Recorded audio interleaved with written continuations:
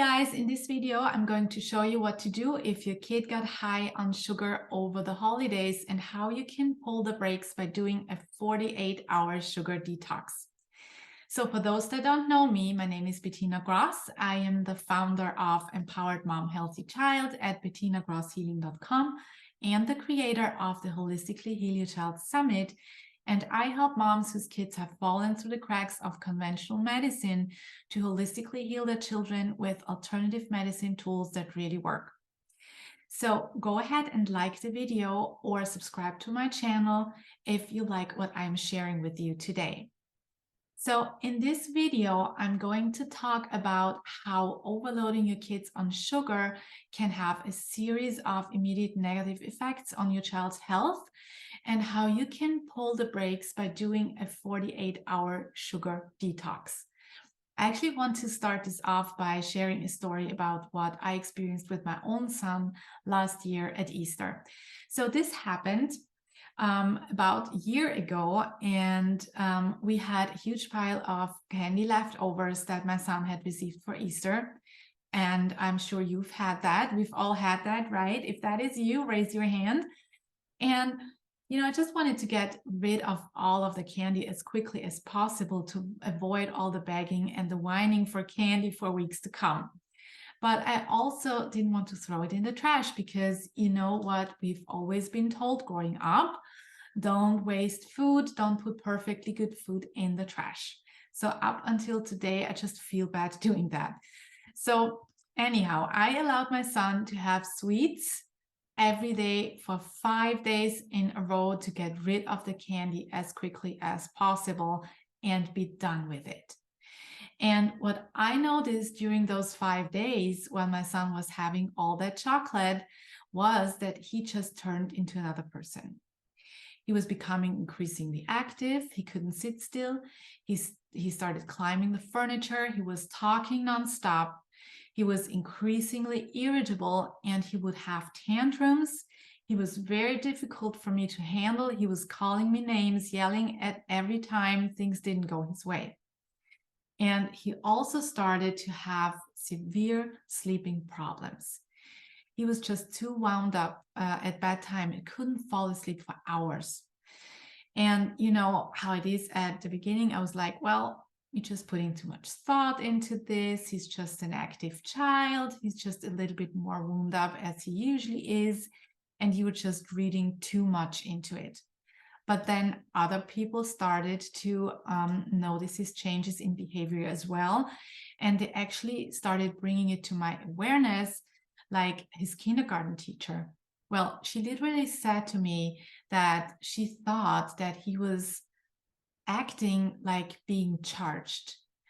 And I remember a particular situation where we were on a trail ride in the woods. And, usually I'm walking the horse on the rope and he sits on the horse. And we'll just have, a relaxing walk. And we'll, talk a little bit about flowers we see or animals we see. And he just couldn't stop talking.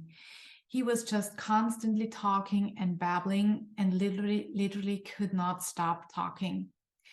And it actually took me a while to link his behavior to him eating all the chocolate and sugar each day.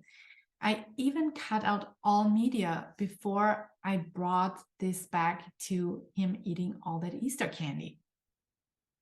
So now with Easter being around the corner, we are hitting another time of the year where the normal sugar consumption our kids are already exposed to goes full throttle by adding vast amounts of sweets that children are given for the holidays.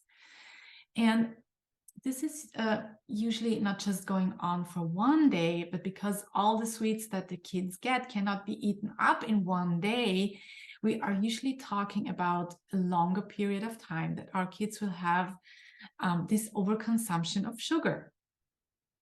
And the problem with that is that, it's not just the sugar from the Easter candy.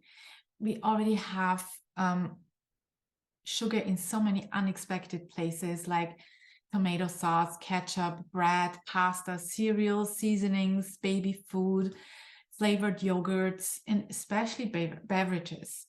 And all that sugar just adds up. And if you're putting additional sugar on top of that, like it's the case over the big holidays, this will just add an additional burden to your child's body because sugar decreases the resistance to infections. It increases inflammation in their body, negatively affects the good bacteria in their gut, and it feeds intestinal diseases like candida or yeast, which is a powerful trigger for a variety of health issues. And all of that can trigger or worsen symptoms your child might already be experiencing. And of course, I totally get it. As parents, we are oftentimes conflicted because on one hand, we don't want our kids to miss out on anything. We don't want to disappoint our kids by not giving them the candies for these holidays. But on the other hand, we also don't want to put that big strain on their little bodies. So in this video, I'm going to address how you can still turn things around after Easter, even if your kids got to eat more sugar than what it is good for them. And that is by doing a 48-hour sugar detox after the holidays. So if you're going to detox your kid from sugar, you really have to be committed 100% for 48 hours. And you also need to think ahead of time what you can feed them to fill them up that doesn't involve pasta, crackers, or bread. What do they like, right? So you might have to do a little bit of experimenting ahead of time because we also don't want our kids to be hungry during those 48 hours. And when you are ready, you're just going ahead and you just pull the trigger, but everybody else also has to be on board. So it can't just be you to be on board. Dad has to be on board. Grandma has to be on board.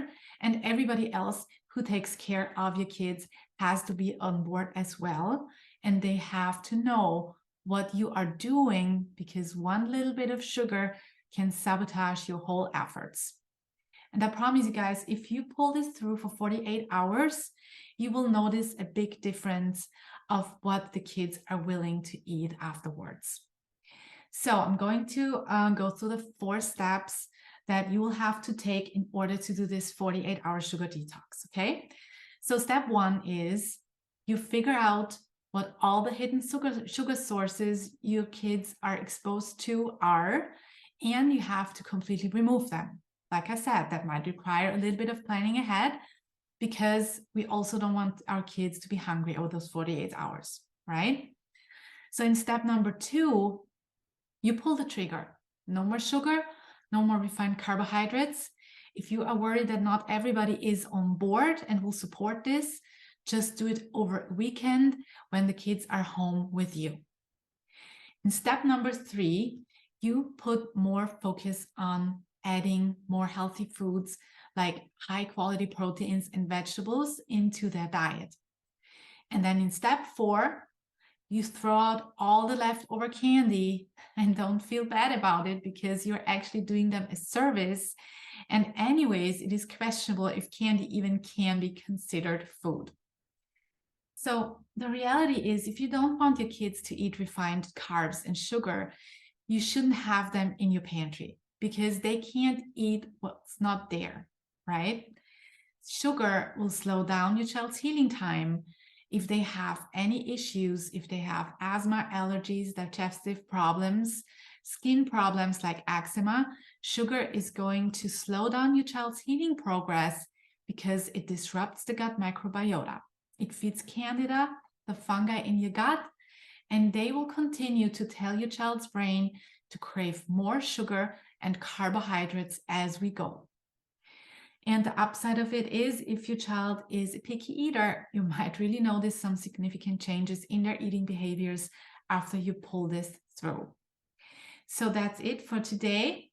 If you have found this helpful, go ahead and like it or subscribe to my channel. And if you would like to know exactly how to implement this to your child's health, then drop in an I do below. In any case, I look forward to seeing you next time. And you guys have a wonderful rest of your day. Happy Easter, and I'll talk to you soon. Bye-bye.